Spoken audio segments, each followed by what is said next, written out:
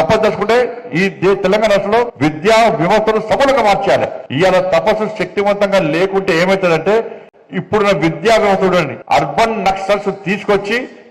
నక్సల్స్ తీసుకొచ్చి విద్యా కమిషన్లు పెడితే వాళ్ళు ఏం చెప్తారు రేపు వాళ్ళు? ఇలా నరేంద్ర మోడీ గారు కలంతో దేశాన్ని సమూలంగా మార్చాలి. ఒక బాబాసాహెబ్ అంబేద్కర్ తయారు కావాలి, ఒక జ్యోతిరావు పూలే తయారు కావాలి, ఒక సర్దార్ పటేల్ తయారు కావాలి, ఒక స్వతంత్ర వీర సావర్కర్ తయారు కావాలి, అటువంటి స్వామి వివేకానంద తయారు కావాలని చెప్పి నరేంద్ర మోడీ గారు జాతీయ విద్యా విధానం తీసుకొస్తే తెలంగాణ రాష్ట్రంలో దానికి భిన్నంగా అర్బన్ నక్సల్స్ తీసుకొచ్చి విద్యా కమిషన్లు పెడితే వాళ్ళు ఏమంటారు? తుపాకీ రాజ్యం రావాలంటున్నారు. వాళ్ళు మనం కలం రాజ్యం రావాలని మోడీ గారు కోరుకుంటే తుపాకీ రాజ్యం రావడం వాళ్ళు కోరుకుంటున్నారు. అంటే అధికార పార్టీ ఈ తెలంగాణ రాష్ట్రంలో శాంతి భద్రత కాపాడాలి, కానీ గతంలో శాంతి భద్రతలకు విఘాతం కలిగించారో, ఈ తెలంగాణ రాష్ట్రంలో ఉమ్మడి ఆంధ్రప్రదేశ్ విధ్వంసం చేసిరో, అనేక మంది అమాయకుల ప్రాణాలు బలిగొన్నారో, అనేక బాంబు పేలుడు చేసిరో, అటువంటి వ్యక్తుల చేతిలో విద్యా వ్యవస్థను పెడితే వాళ్ళు సమాజానికి ఏం చెప్పగలుగుతారు? ఇవాళ రేపు మీరు పోయి స్కూల్లో ఏం చెప్పాలి?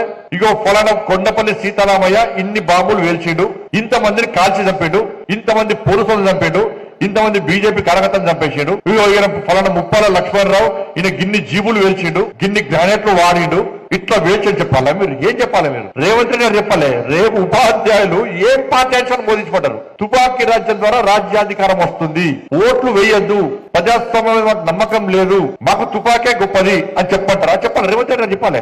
రేవంత్ రెడ్డి గారు ఏ ఆలోచనతోని విద్యా కమిషన్ లో అర్బన్ నక్సల్స్ వేసిండో, ఇలా ఏ ఆలోచన చేసిండో రేవంత్ రెడ్డి చెప్పాలి. ఇవాళ ఉపాధ్యాయులను భవిష్యత్తులో ఏం బోధించబడ్డారు పాఠ్యాంశాలు? స్వామి వివేకానంద వద్దు, వీర సావర్కర్ వద్దు, అంబేద్కర్ అసలే వద్దు, జ్యోతిరావు పూలే వద్దు, ఇవ్వాలి ఏమంటారు?